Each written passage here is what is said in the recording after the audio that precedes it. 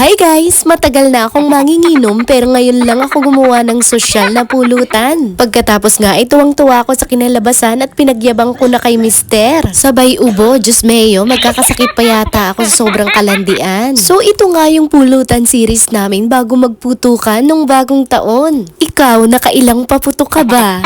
Puwera biro pero ganito siya kasyurap tingnan nung natapos na. Speaking of pulutan, kung fu ka ba? O yung kung fu mulutan, wagas? O kaya ginagawang hapunan yung pulutan? Tapos nagluto ang tatay mo ng masarap na pagkain, tuwang-tuwa ka na sana kasi minsan lang mangyari yun pero pang pulutan lang pala. O yung kaibigan mo na sumama lang sa inuman para kumain ng pulutan. Isa lang ito sa mga topic natin kapag nagiinuman, diba? Tinutukso yung malakas mamulutan. Pero sa totoo lang, mas gusto ko pa yung malakas mamulutan kesa sa malakas mang maoy. Never ko pang naranasan sa inuman na pinagmulan ng away ang pulutan. Yung mga makukulit at malalakas mang maoy, yun talaga yung pinagmumula ng problema sa inuman. Yung kapag nakakatagay ay parang sinasapian at tumatapang. Yung sobrang tapang na mas matapang pa doon sa mga nakikipaglaban para sa maling tao. Char! Bakit ba kasi may mga ganong manginginom imbis na ilagay sa tiyan yung alak, nilalagay sa utak?